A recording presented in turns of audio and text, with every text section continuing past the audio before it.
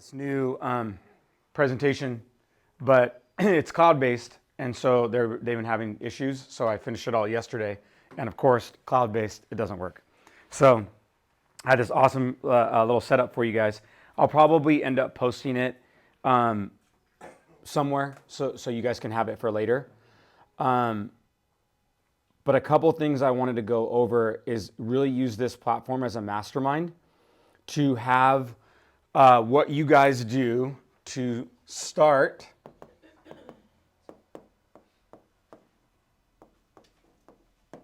conversations. So basically icebreakers, okay? So ways two.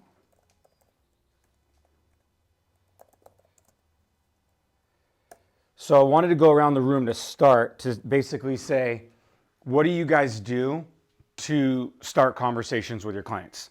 And most of the time, this is going to be online when you're talking to buyers and sellers. What are your guys' go-tos when you get on the call or when you're calling someone? Like, what are some of the steps? One, that you do, and then two, like, what are your go-tos that you say when you get on the line?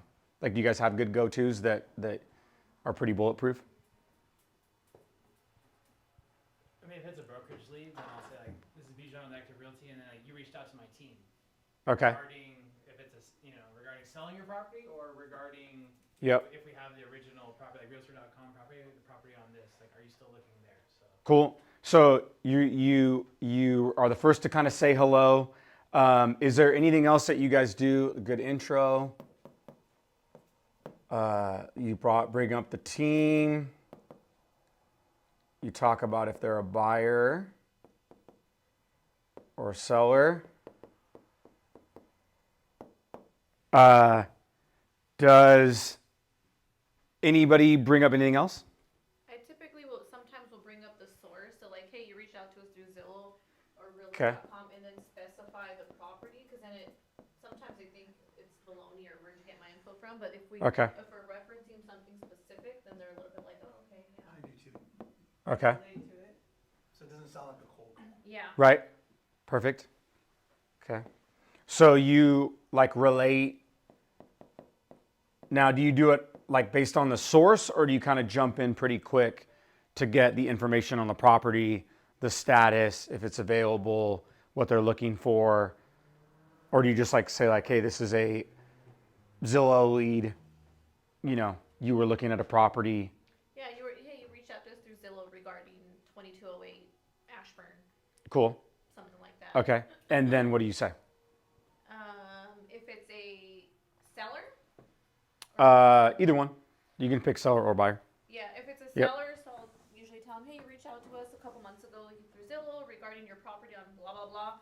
And then I'll kind of just go in, if they have plans to still sell, where they're at on the market, just depending on, sometimes I'll have them pulled up already to see if they've listed already or anything like that. And I kind of just go in if they want a market update. Cool. And if they don't answer the phone, I usually hit them immediately with a text and an email that I Okay. already have built into my templates. Okay, love that. If they reached out to us, I'll just ask them, introduce like she said. Yep. What the connection was, and then just point blank, how can I help you? What is it you think you need? I love that. Yeah. Yep. Give them the opportunity it comes from them, right? Let them open up. Yeah, so you're not pulling teeth. Right. Are you talking about like people you already know or clients? No, there's nothing sales involved in that, right? So if like I already know Mike, like, hey Mike, what's up? It's JT. Yeah. No, you're talking about prospecting, and you're talking about people that you're otherwise either A, uncomfortable in talking with, B, that there's a lot of other people talking to them. So basically prospecting in general. Okay. So what we're trying to do here is give more ideas of how you can have more like bullets in your gun or ways to start to relate, right?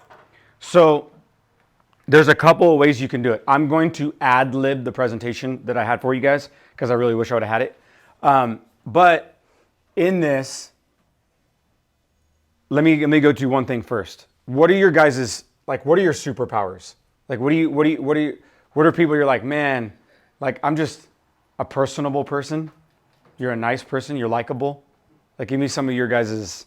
Well, his is the sense of humor. Okay, humor. Love that. Richard's too. So, like, sense of humor. Do you have like one-liners? Are you just funny in general? Do you like? That's maybe in general. Okay. Probably funny just to look at. Okay, I like it. Okay, so good sense of humor, right? You try to be relatable. What's yours? You're nice. You are funny, but you're really nice. Try to be pleasant. Just try Yeah. to be pleasant. And Pleasant. I just don't want to come across as a salesman.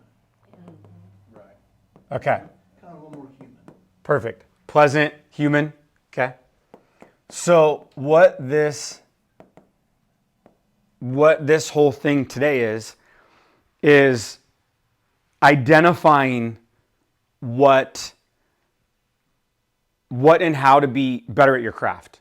Okay? It doesn't mean you have to change who you are. Pleasant, sense of humor. Those are all things that you actually should use to build rapport and talk to people.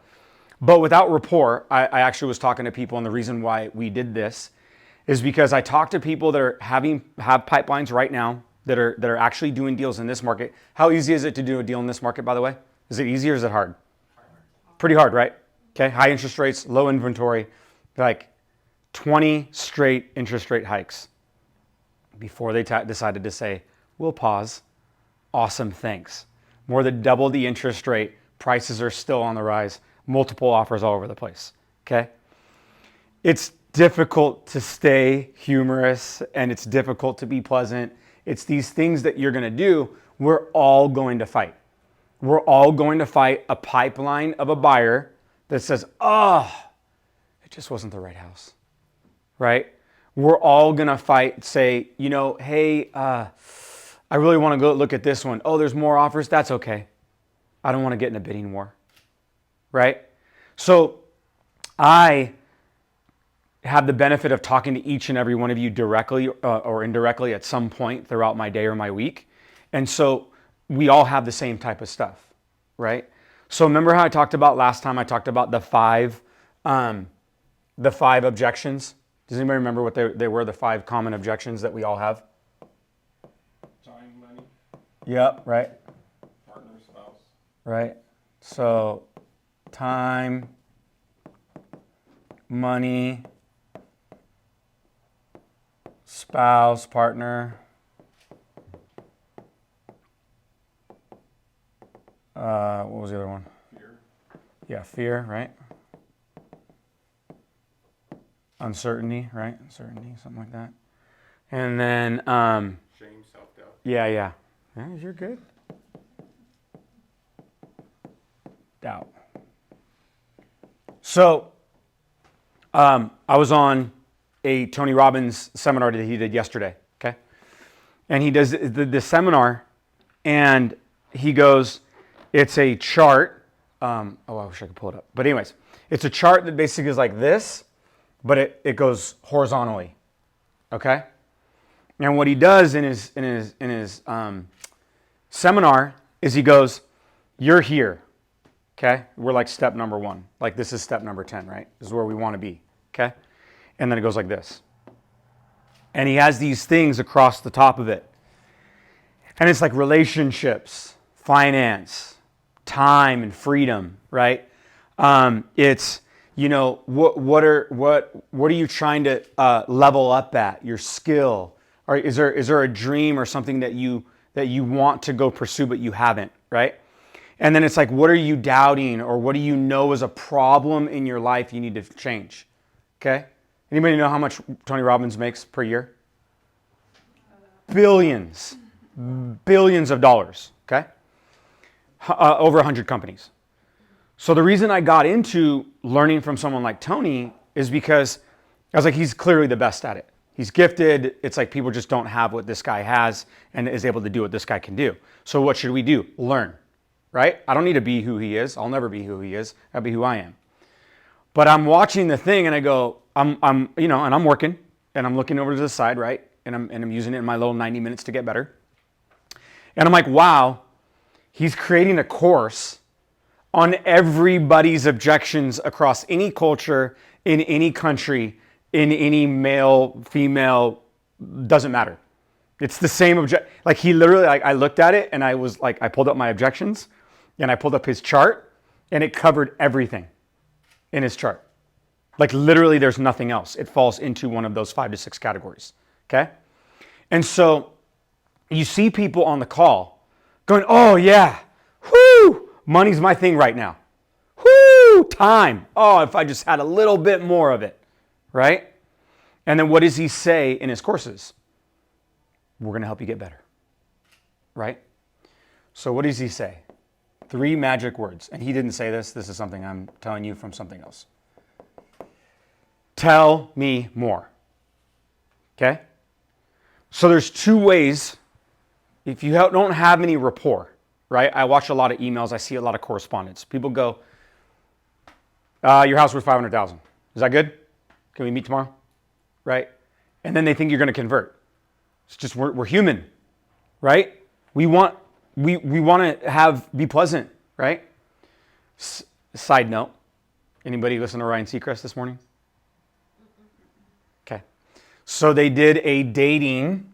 You're just going to get everything from me today because I don't have a presentation. Dating follow-ups? They did dating follow-ups. What were the most? I think it was the top 4 things. They did the top 4 things in dating. And by the way, do you see that if you're paying attention to what's going on in the world, it all relates the exact same way to the same exact things?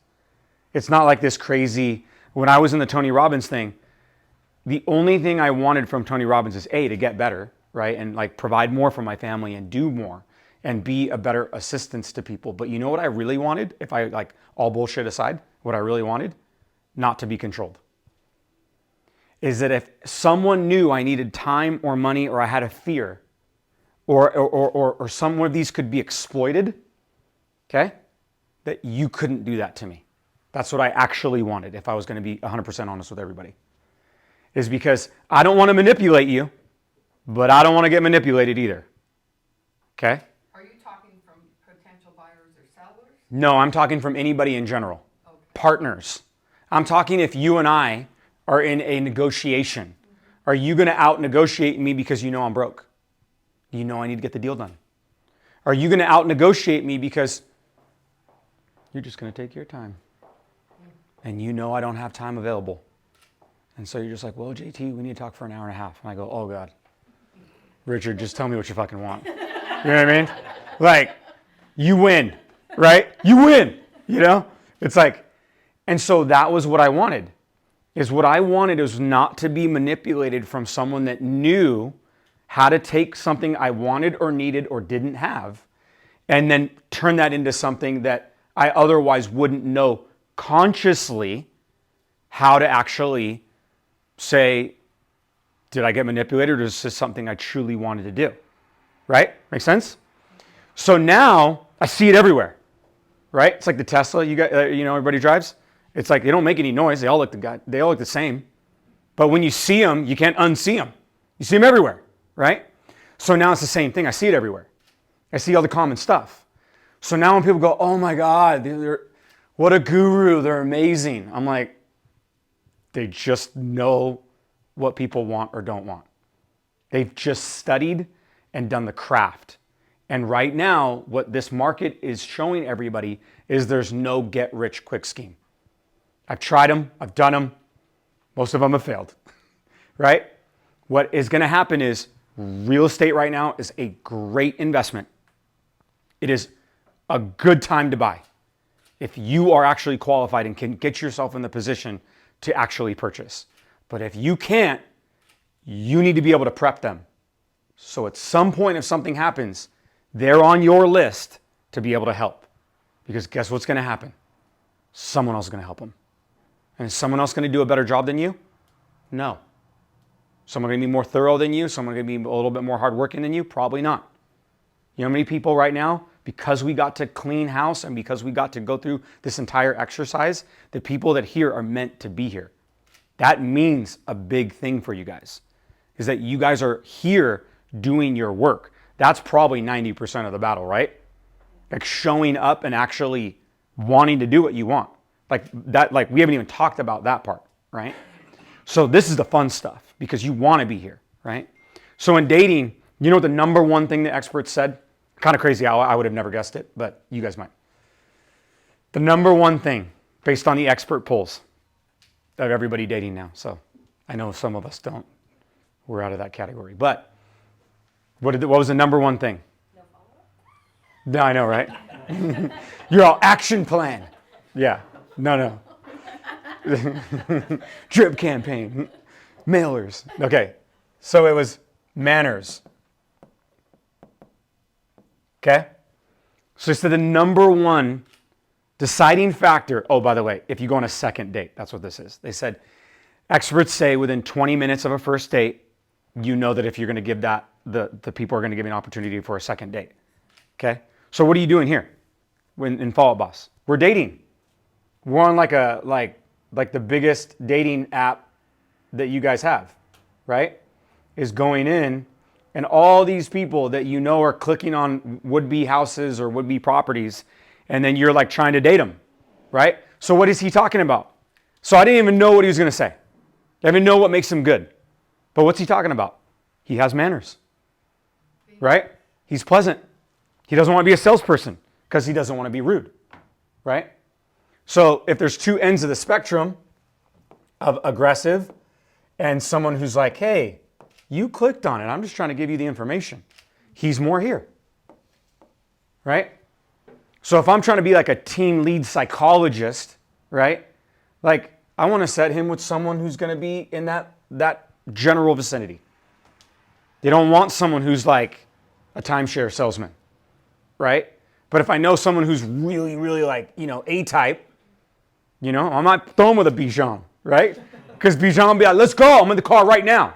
I'm on the way, right? Let's go. You want Starbucks?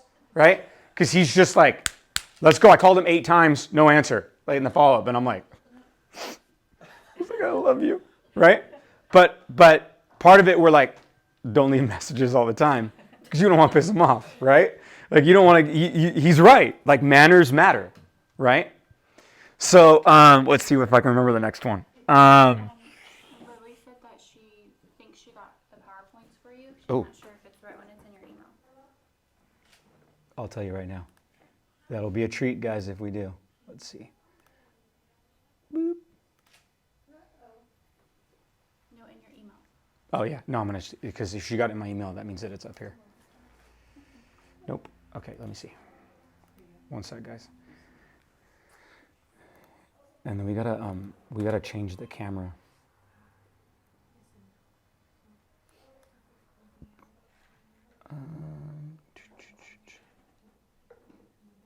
Do you want to look while I keep going? Do you want to look? Okay, so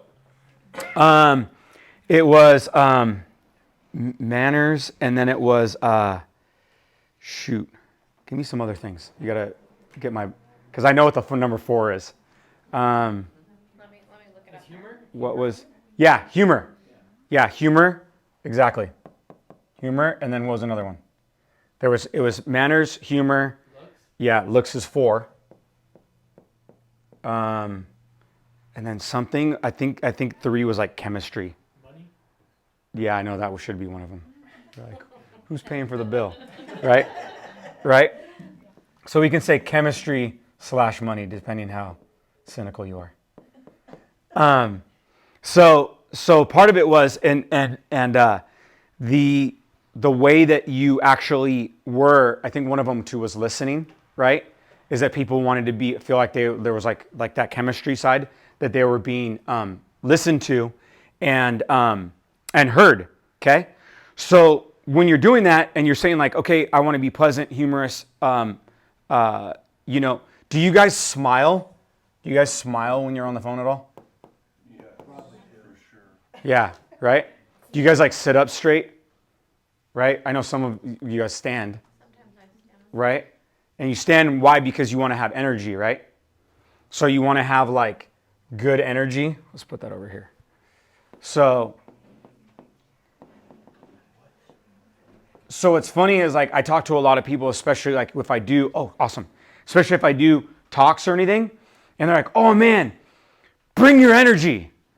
And then I'm like, okay, but if you tell me to do that, like, I'm like going to go for one of these.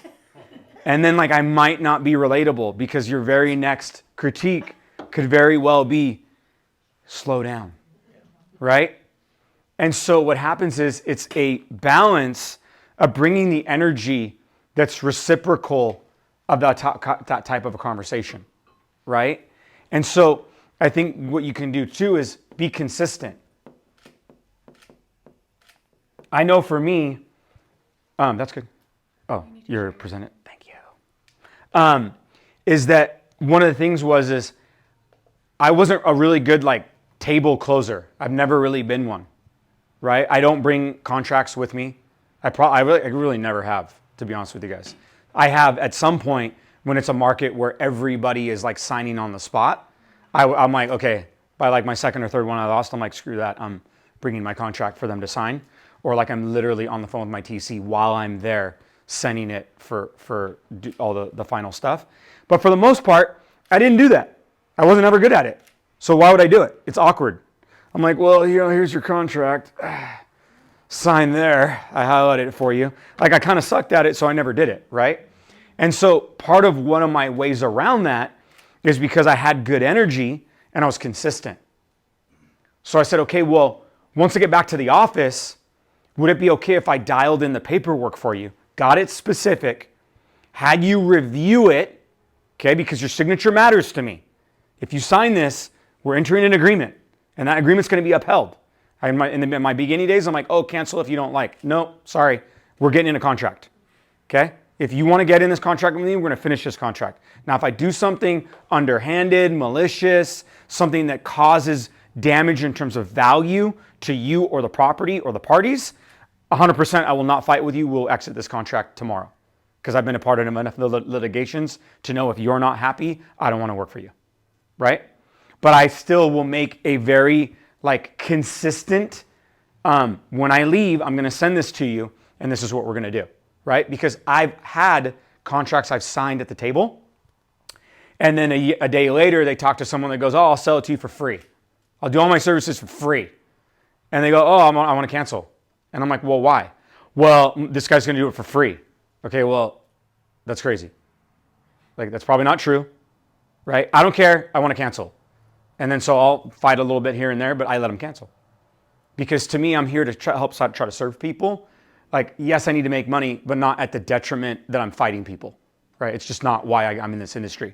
And so to me, that's why I did it that way. That's my strategy, right? So the consistent side of how I would do that would require a nice follow-up email, would require, well, welcome.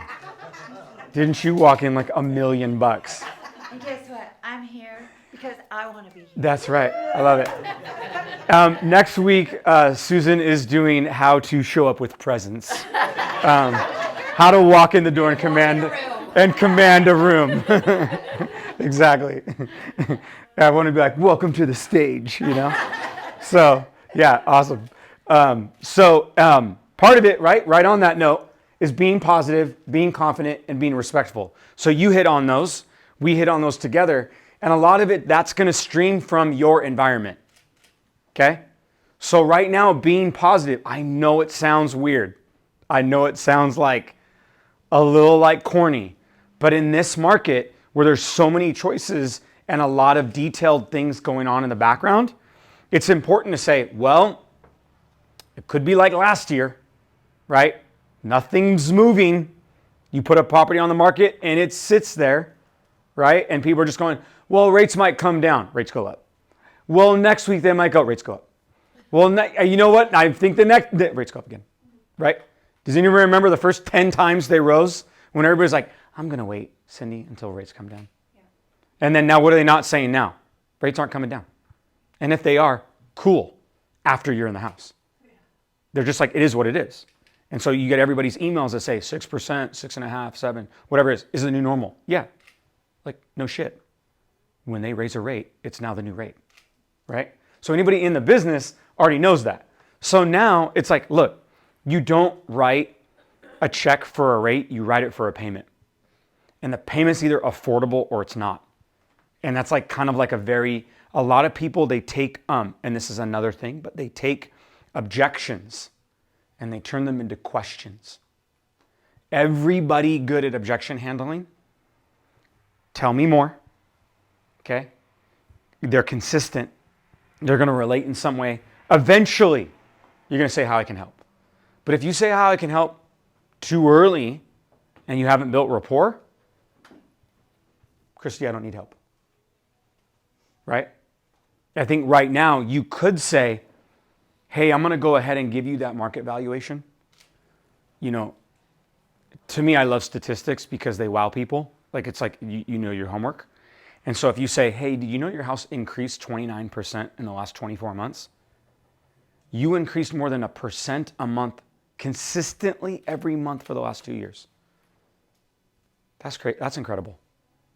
So I know you have a low rate, right? Oh yeah, I got 3%. Right. Ooh, look at you, right? Do you know that like 78% of all mortgages right now in the United States have less than a 6%? So you can say, good job, you're in a good fraternity, right? So you know those statistics, it's easy to provide value. And then now they hang up the phone and they go, this is what they do. I mean, this is what I would do, right? Check. No, I go, hey, Cookie, do you know that we made 29% in the last 24 months? I'm just saying. I'm just saying. I know you think that I don't know it all, but I know a few things. All right, have a great day. You know, it's like you want to go celebrate that win. So you're associating with them, right? That even in a bad market, you're finding the positives, right?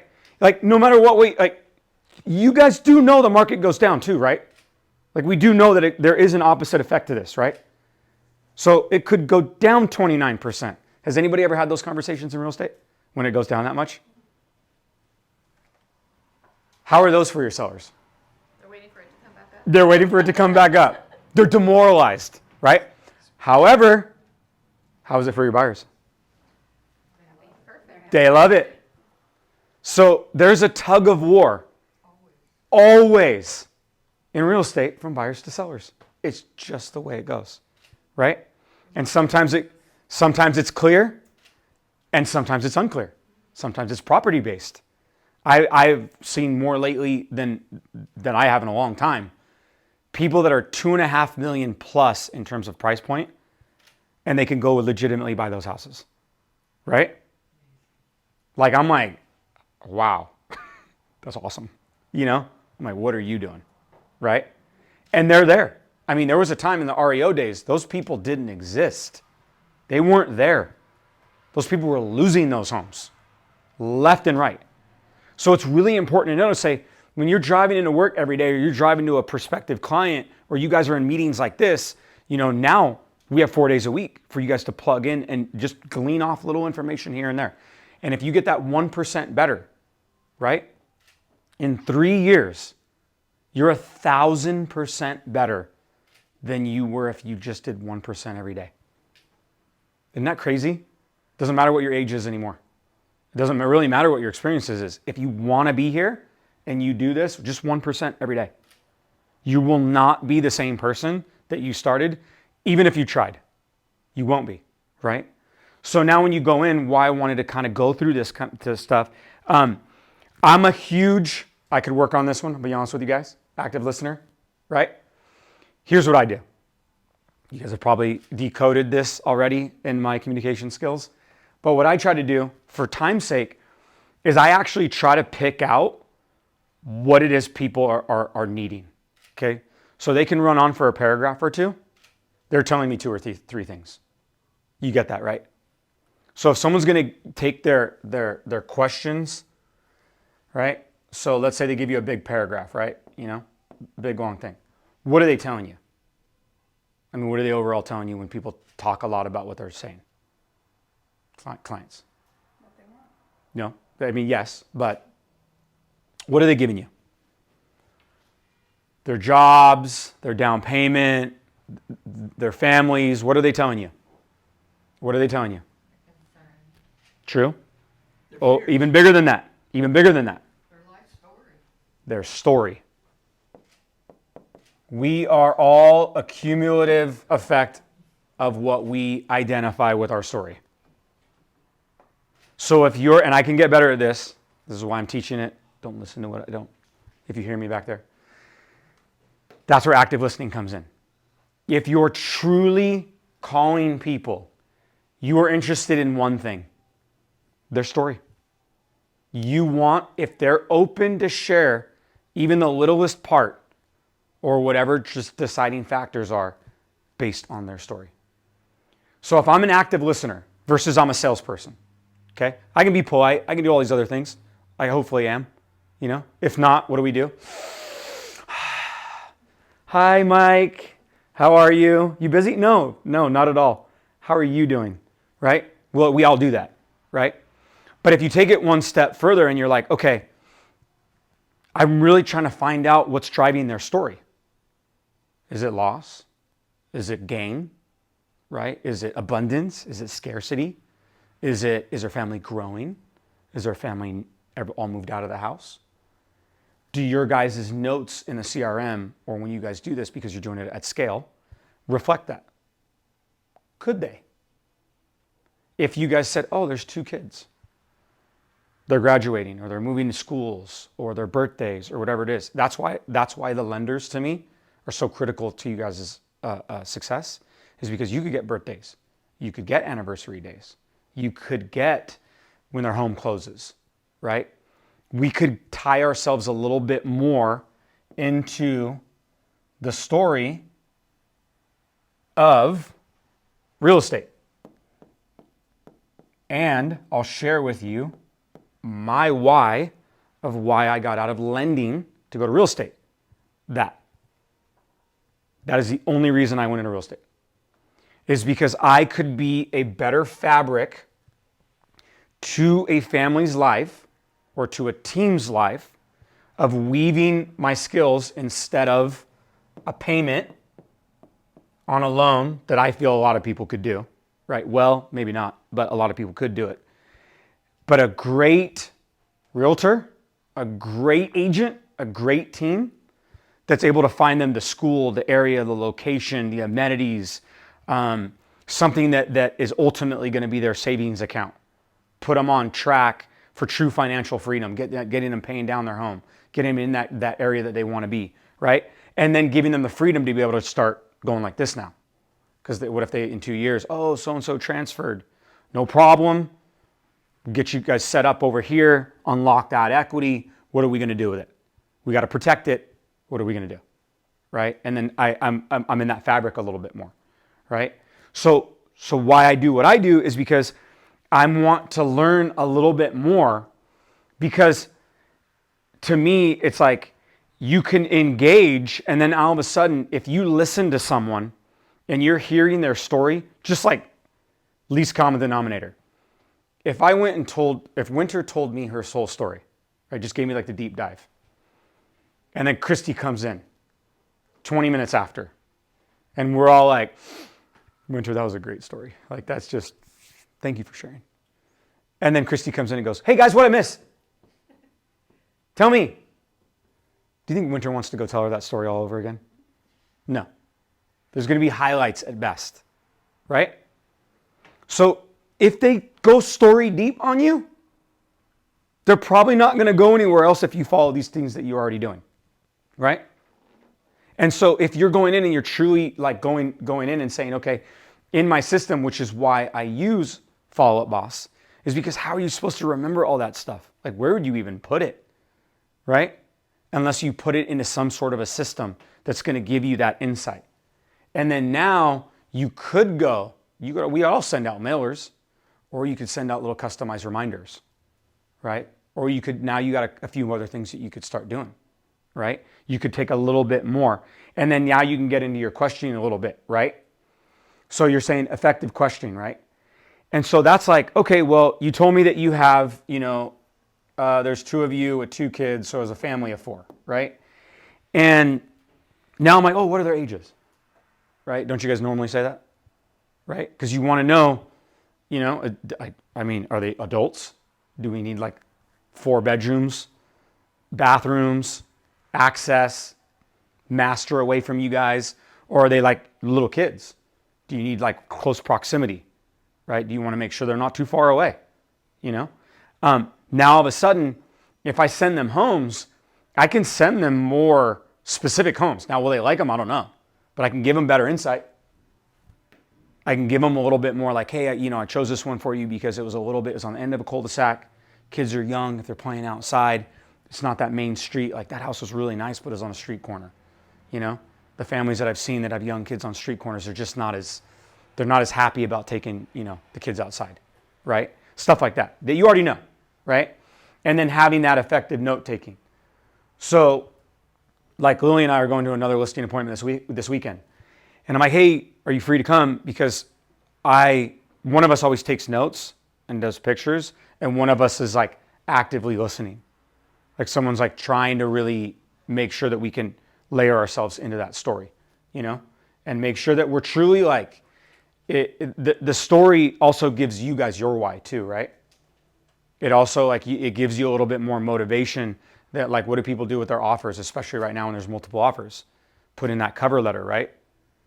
Does everybody do that now? Like I haven't done that. I should probably do that, right? That cover letter would help in a multiple market offer situation, right? Send the agent Starbucks cards. Yeah. After you get accepted or?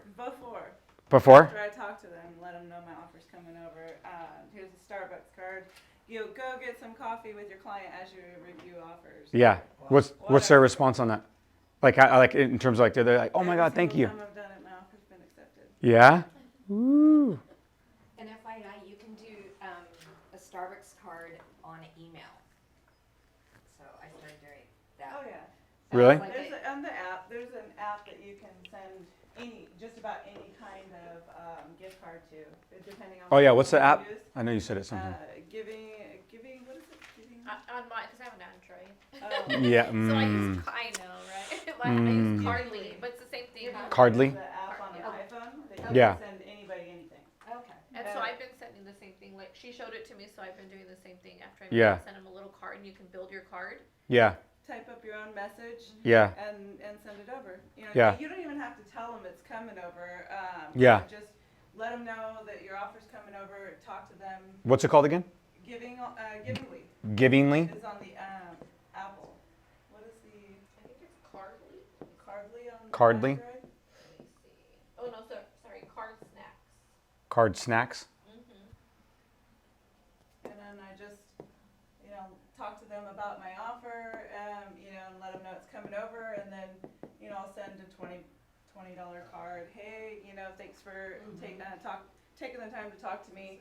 We really appreciate it. We hope that, you can take your client out for coffee while you go over the offers or whatever. Yep. So you're like winning them over. Even, do you ever tell your clients you're representing that you do stuff like that or no? Sometimes, yeah. Yeah. Yeah, because they ask, they'll ask, well, how are we going to beat out all of these other offers? And I'll just tell them, well, look, it starts with the people that you know and the relationships you have in the business, and then how you treat other agents matters during each process. So, I mean, if they see that, you work well with other agents and you close your deals, then, Yeah. they're more willing to work with you. For sure. Anybody else? I started to do that with sellers that I have that are teeter-tottering. So I have one right now, and she's in school, Harupa, getting ready to list, to move back to Orange County. But she's like, I need to finish my testing.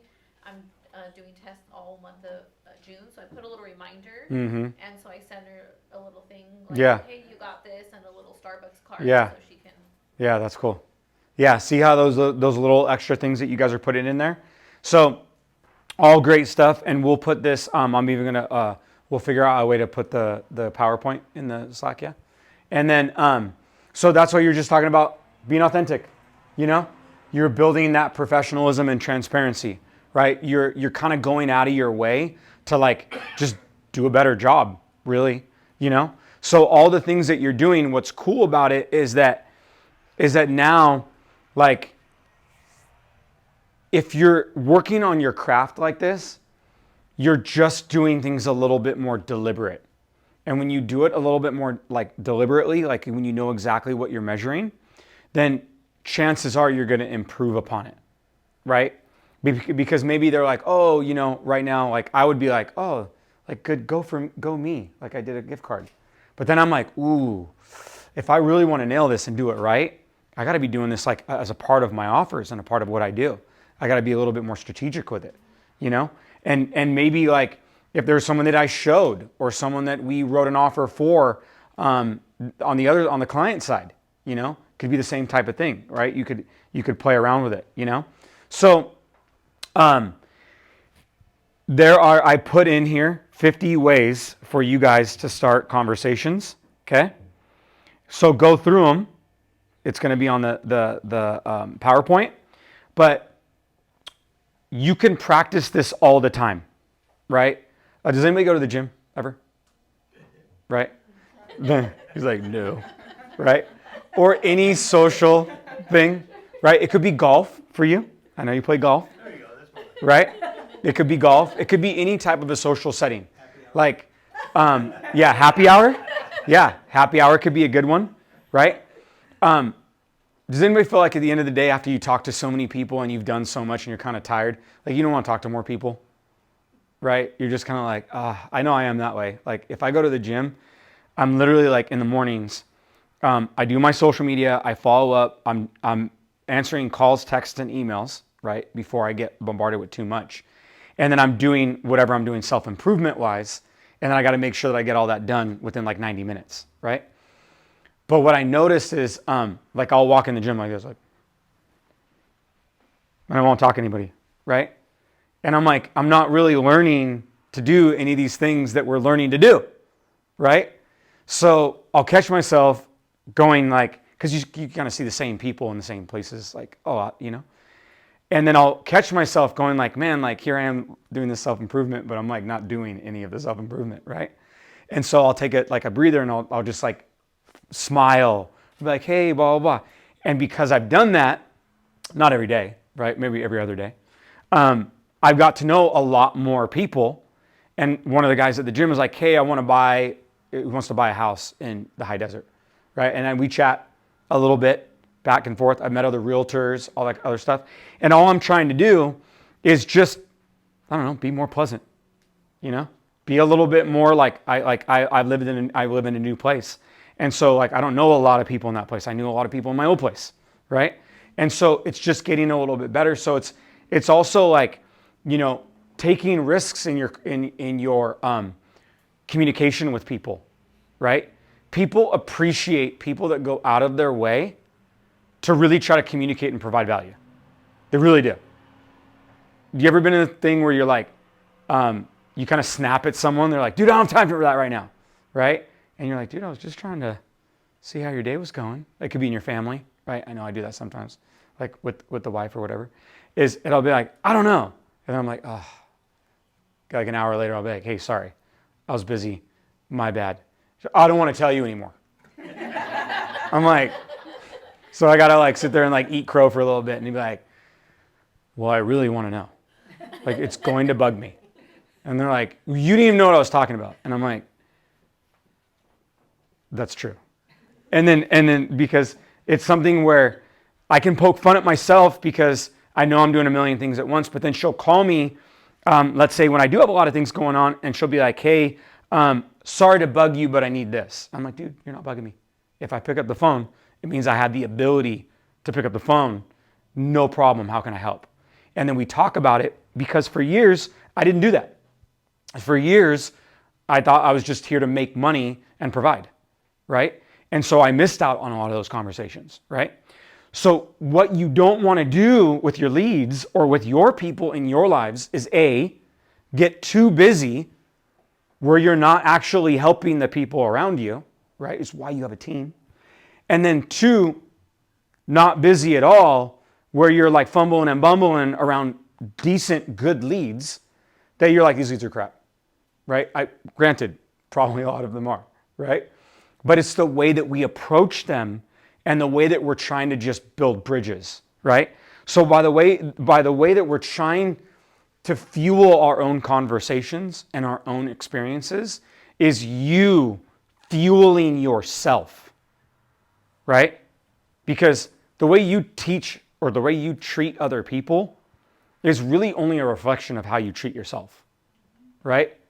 So if you go in and you're like, gimme, gimme, gimme, gimme, That's just who you are. I still love you, right? But I think at the same time you could say, well, if I'm getting so much, do I have the ability to give, right? And I might not have the ability that this guy has. You know, I maybe can't write these huge checks or do these, you know, grandiose promises. I know as a real estate and being a team lead, you got to be careful about what you promise. You got to be real careful because I can only promise opportunity that you have everything to do with. Like I don't control any of that. I just control, can I open one more door? Can I have one more, is there one other little thing that might unlock what you guys are already doing, right? And so use that in your own lives, in your own databases, in your own relationships, and then have that sense of humor, right? And I would say, practice it. Practice it. Find those one-liners. Find ways to be funny. And like, sometimes it'll bomb, right? Sometimes you're like, okay, I thought it was funny in my head, you know? But I think in the end of the day, if you're out there and you're saying, hey, if there's different ways that you can approach a conversation,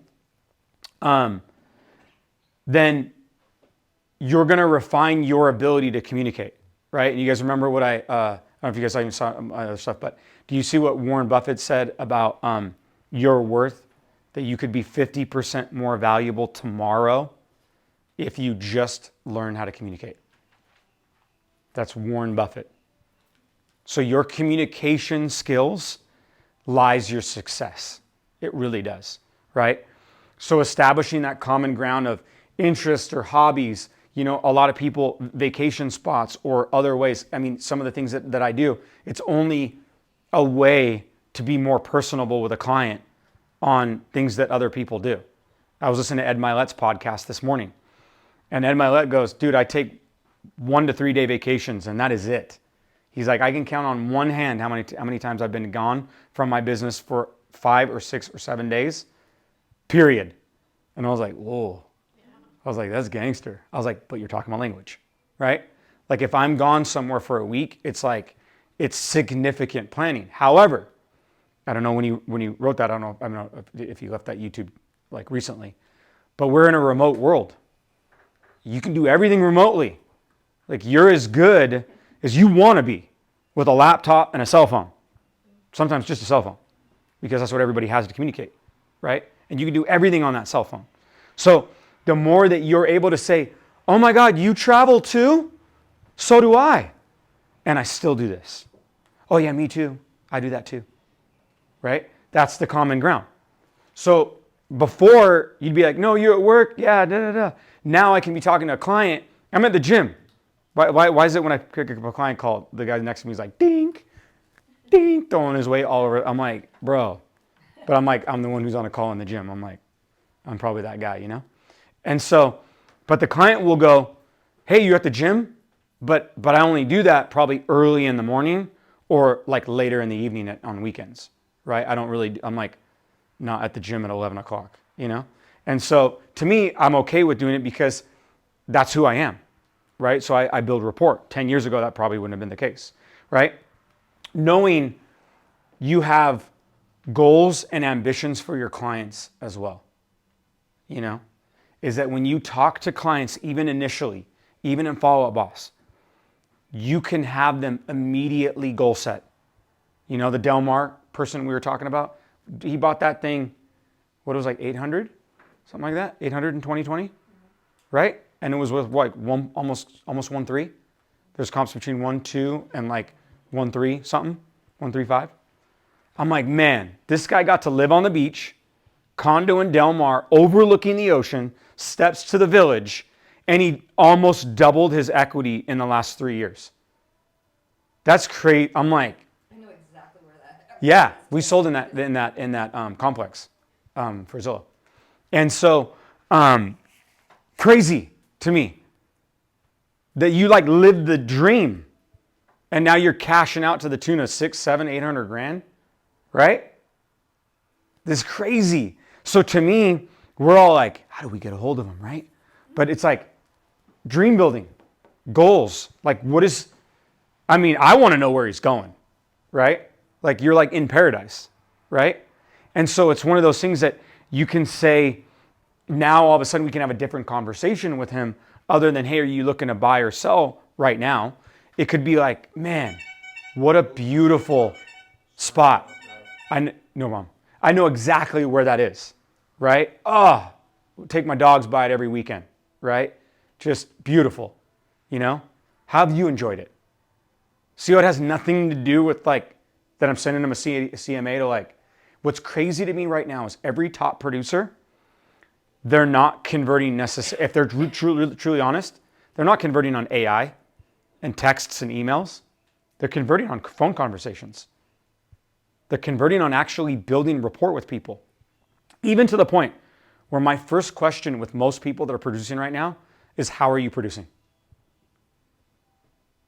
And I go, is it scripts? Is it follow-ups? Is it this? Is it that? They're like, not really. It's phone calls, being present, and being really fast. Like they're like providing them information really quickly, right? And so some of the tips, and these are going to be in there for you guys. The information is everywhere for you. So here's what I recommend, right? This is Ed Milet's Power of One More, okay? Simply put, I haven't read it all. The Power of One More that he has, and you can Google it, go like, and you guys, all these books are in my office. You can't take them, but you can look at them. And you can borrow them, Google them, and then bring them back. But basically what it is his, I've watched probably a dozen of his speeches, seminars, keynotes, whatever. And his power of one more. He talks about his dad, who was an alcoholic, just abusive, really, really difficult childhood. And it developed who he was as a person. Very interesting story you guys should hear. But what he developed was the power of one more. So in his dad's sobriety, they would say, hey, are you sober? How long? He's like, one more day. One more day. Because he was a full-fledged alcoholic, right? And so what would happen, what he did in his life after things turned around for him, is it's that one more phone call. It's that one more appointment. I developed as a strategy a long time ago in business, is that when I'm done, I make one more phone call. When I'm done, I'm like, dude, I'm out of here. I send one more email. See, you've always done that. Yeah, always. I've done it since I was 20 years old. He's walking out the door, he's talking, like, get in the car, open the phone, Yeah, yeah. And it's only until I'm like, sometimes I'm even headed up the hill and I'm on my way home. And I'm like, sometimes I'm like, one more. But I have my daughter who greets me at the door and I don't know how long it'll last. So I like to be off the phone, right? But what I do, I'll even drive a little slow before I'm trying to. And what's nice is in my house, the cell service cuts up as soon as you get on the block. So it's like, whether I like it or not, it's God's way of going, beep, you're done, right? And so, but part of it was I want to be present in that, but it's because that one more has done so many things for my life. It's been crazy, and for other people's lives. That one more call that I didn't make, that one more text that I was like, I gotta hit him back. It's opened up another door, or maybe it's closed it. You know, maybe it wasn't something that we needed to do forward. So it was really cool that it's like we all have the propensity to lose the momentum, to lose that, like, even now, we switched, we're real, yay. And we're still here. And we're still calling. And we're still doing the same exact thing we did the week before, right? So what it is it's the same thing. We're going to deal with the same thing. But when you look at it side by side, I was talking to Suri Roel, who owns the brand in San Diego. She has 100 people, right, in San Diego. We have other people that want to join our San Diego teams. She's like, hey, you need anything, I got you. I got your team. No worries. Let's connect more. We're all part of this big umbrella now. We're all going to get connected so everybody has the resources of the top people in the company. And I'm like, oh, I love that. I love that.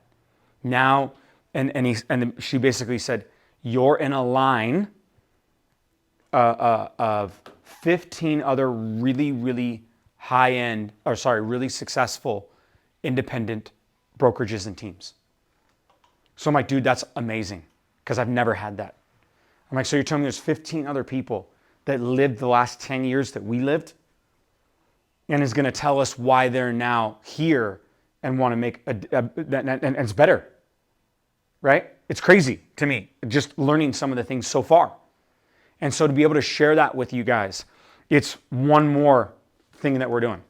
It's just one more. Like I'm not trying to change and reinvent the wheel. This is all that we're going to be doing. But when you do that one more mindset, you start developing throughout your day, right? More habits. And then all you're trying to do at that point, there's 2 ways to do it, okay? There's only 2. I mean, you can do 3, which is not doing it. But there's only 2 ways. Either you pay for it or you figure out how to self-motivate and you do it with a group of people that are doing it with you, right? Think about training. Think about a sport. Think about education, right? Everybody knows that stuff's online, right? However, you hit a level where you're like, I maybe should pay for a little bit of that. Because the best coaching, the best mentoring, like it costs sometimes. That's why I invest into these books. Is because even if I go like this and I read a few things out of them, right? I'm like, oh, $20, done. Like I got $200, right? Just the little AI presentation. It's like $200 to have the complete setup for the year. And I'm like, I lost the setup and I'm like, oh my God, I'll pay $200. Like, give me access again, right? Because I want to make sure that I can do things faster, easier, cheaper, better.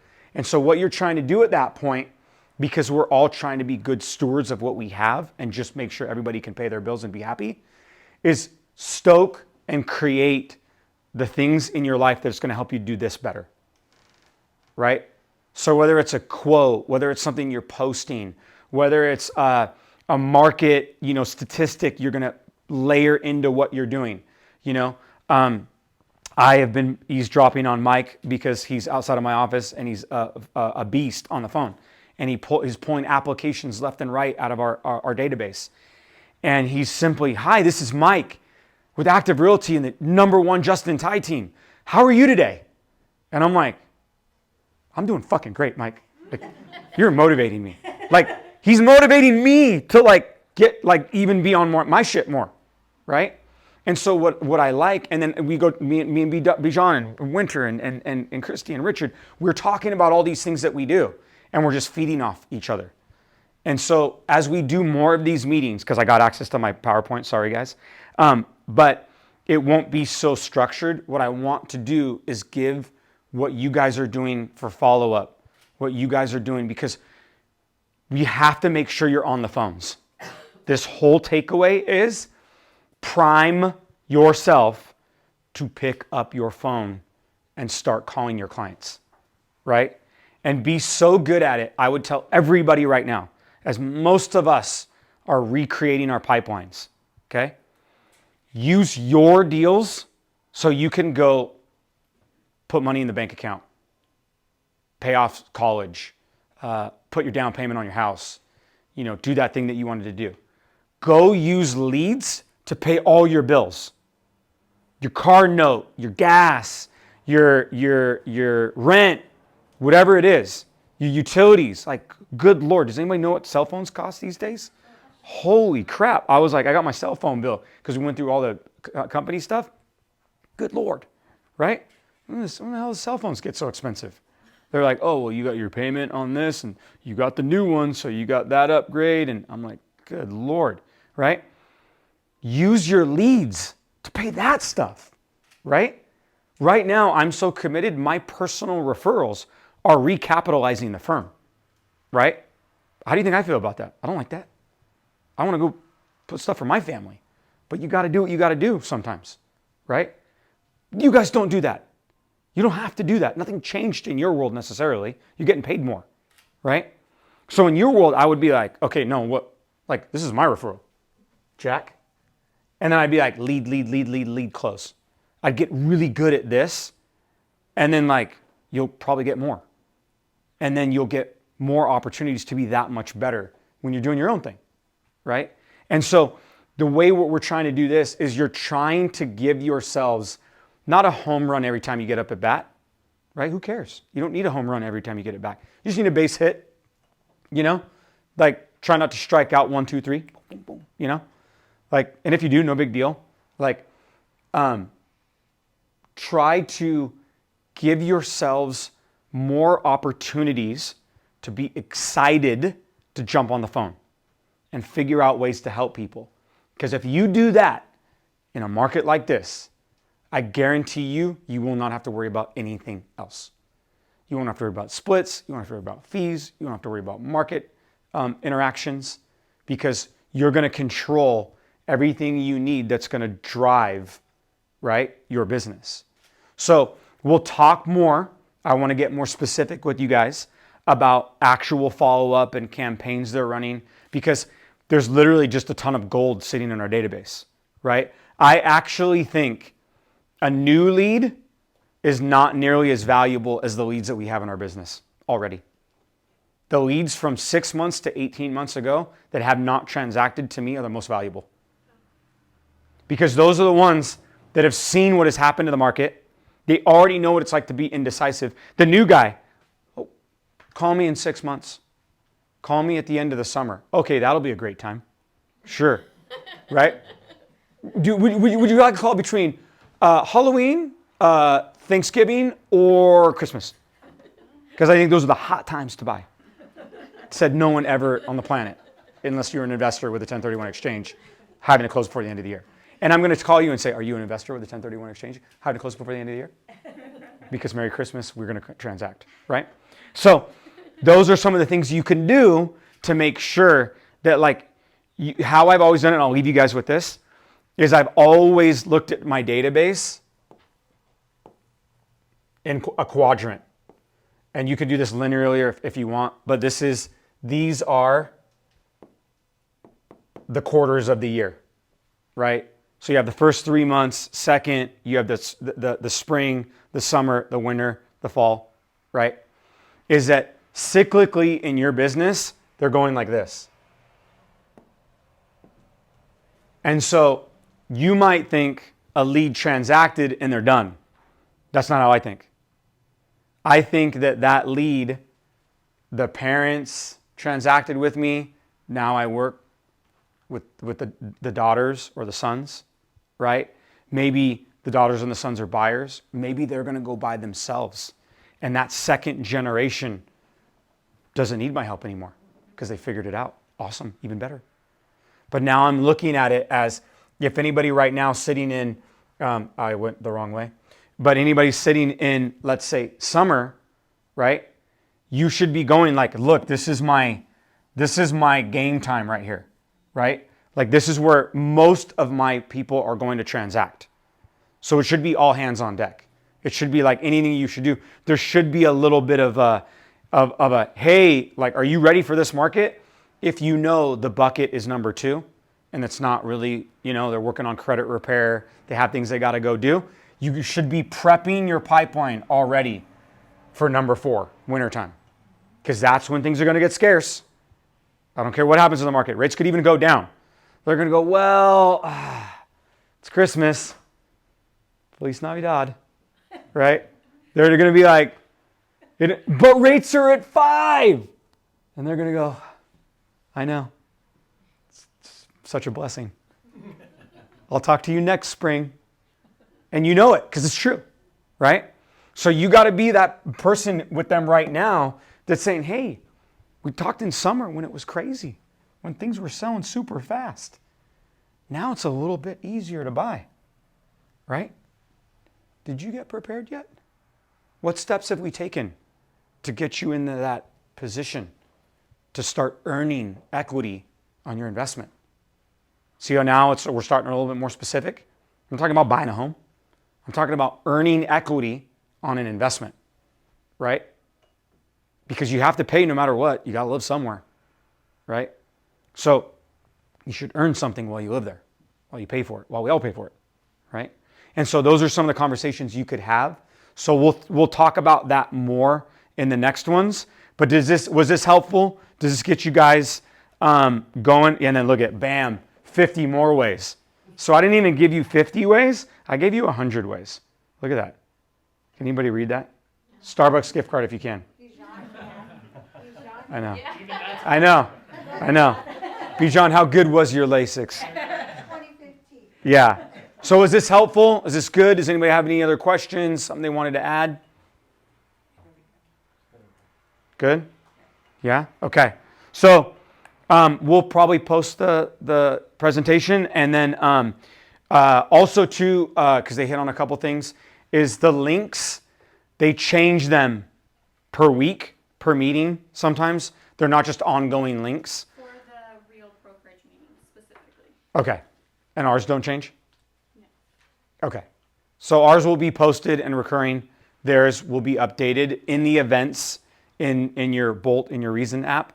But there's tons of really cool stuff I'm going to start diving into and programs that they have, right? Because I plan on being an educator on the platform when we all turn elite to put our names on the map. But if you guys need anything, you can hit any of our resources. I'm just trying to see. Boom. Multitasking. Love it. Cool. Okay, you guys good? All right. Thank you guys. Appreciate you guys.